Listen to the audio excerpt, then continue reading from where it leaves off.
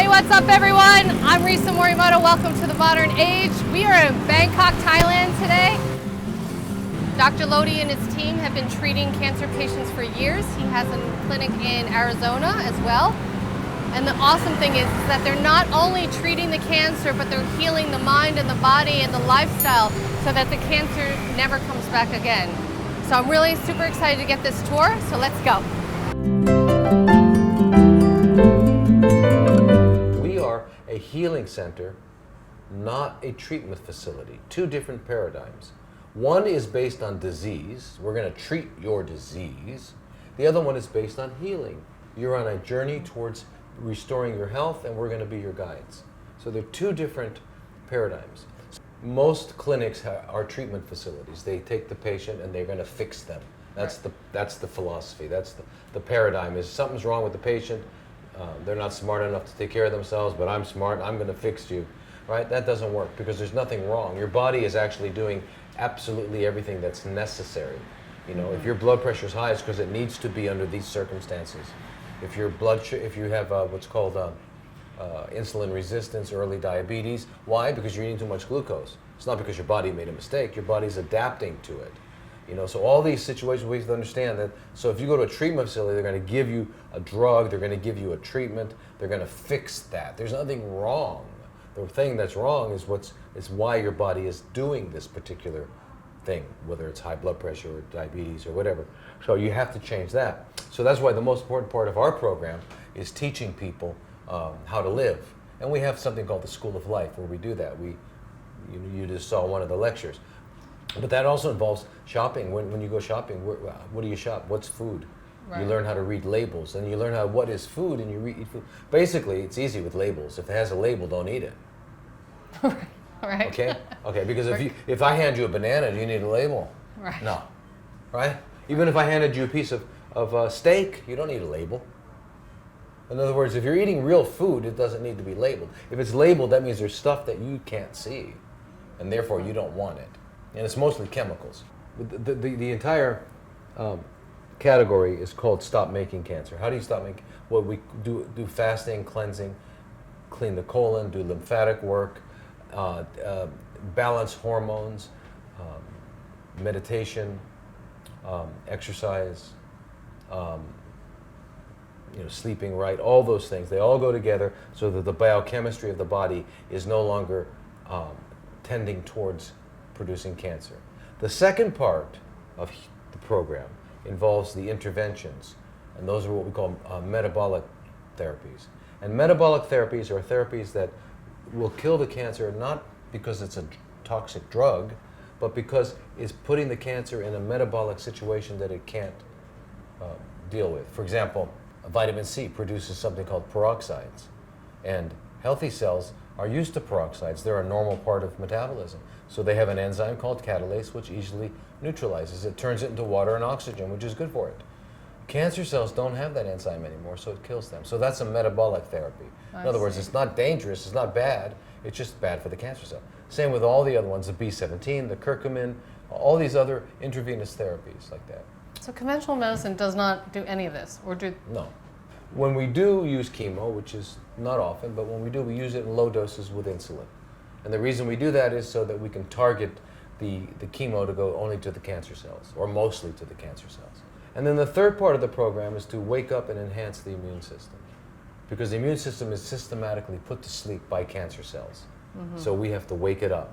And we do that with a series of different things that we do to wake it up. So remember, you got the three parts. One is stop making cancer. Number two, target and eliminate the cancer without harm. And number three, enhance the immune system. And if you do all three of those, your chances of success are very high. So unfortunately, in the conventional paradigm, they go to war. The doctor goes to war against the cancer. The tumor is the enemy. The doctor's the general. The nurses and technicians are the soldiers, and it's a battle. And where's that battle fought? On your body. So where's the collateral damage? The body. No, these are the problems. Well, can you take me through to your facility and we can see a little bit about where the healing begins? So we have two rooms like this, basically, where the person, while they're getting their IVs, they can sit and have a look at the outside the window. And what are they getting here? This is where they're going to be getting the IV vitamin C, IV curcumin.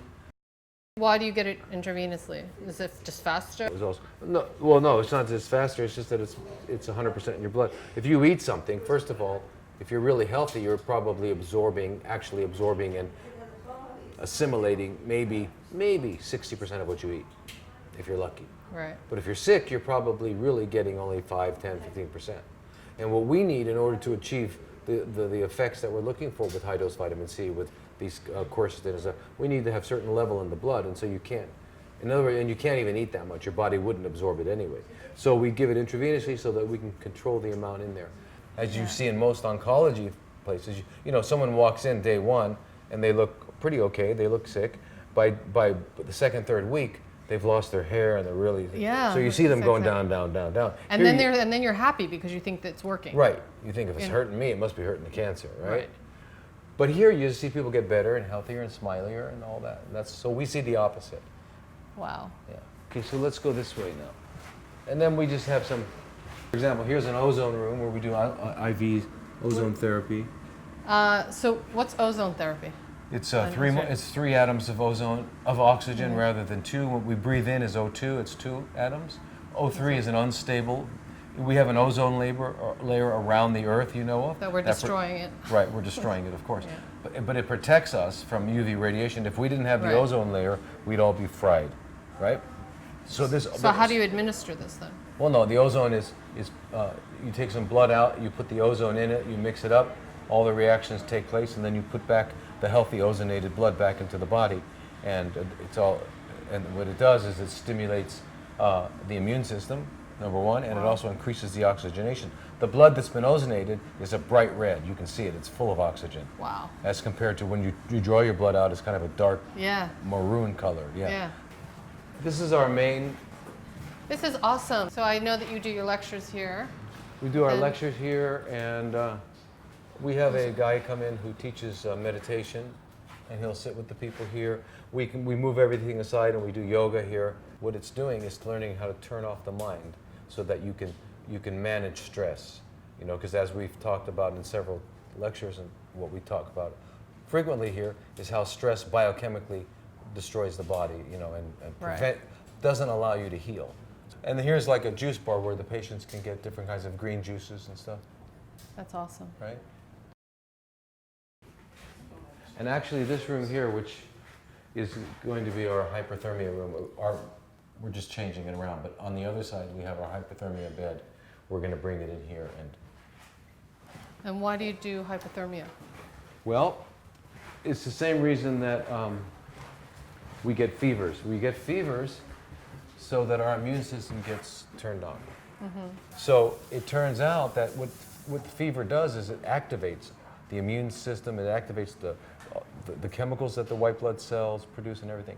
So nowadays you can't inject these things anymore, but we use external hyperthermia. We get your temperature up to a certain point, we keep it there for a while, we give certain IVs while we're doing it, and what it's doing is we now know that actually temperature, heat, causes the nucleus of the cell to produce heat shock proteins.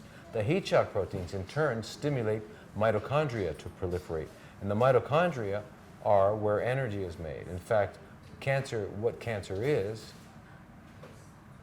when the mitochondria become dysfunctional and you lose what's called cellular respiration goes down. When that goes down, then the cell has to ferment. And a fermenting cell is cancer. That's all cancer is. It's nothing more. So if you can put back those mitochondria, if you can get them going again, that cancer cell will no longer be a cancer cell. It will be a healthy cell again. So that's what it is. Again. So it's not even producing a new cell. You have actually literally bring it back to a healthy cell. Now when it reproduces and divides, it won't be a cancer cell, it'll be a normal cell. So you can bring the cells back. You can bring them home, like the prodigal son, you can bring them home. And so that's what we do with systemic hyperthermia. It's not the same with local hyperthermia, which we don't do, but we do the systemic hyperthermia. It's actually it's a powerful regenerative program. Wow. That machine was... Here's the machine here, actually. Not this bed, but this is part of the machine, which will be going in there. And it's got a net over it. Get them. Wait, so someone lays in here? Right, but this is not the whole. It's Right. it's almost taken apart now. Oh, okay. Yeah. Okay. But they lie in here, and then the person's controlling it over there. It's like a prolonged sauna. Right. People are here for how many weeks? 12, 8 to 12, 8 to 12 weeks. There's another area where the patients have to learn how to prepare foods, and so they have to gain certain skills. Oh, so they actually learn how to cook They themselves. have to. It's not cook. Oh, Prepare, right. prepare. Uh-huh. They learn how to shop, how to pick the food, what food they should pick, and then they learn how to prepare it. They learn how to make snacks. They learn how to make 8 entrees. They learn how to make breakfast. They learn how to make nut Wow. milks. They learn how to sprout. They learn how to make fermented foods. They learn how to dehydrate. They learn how to make their food delicious. And we have people from different parts of the world teach healthy preparation of different ethnic cuisines.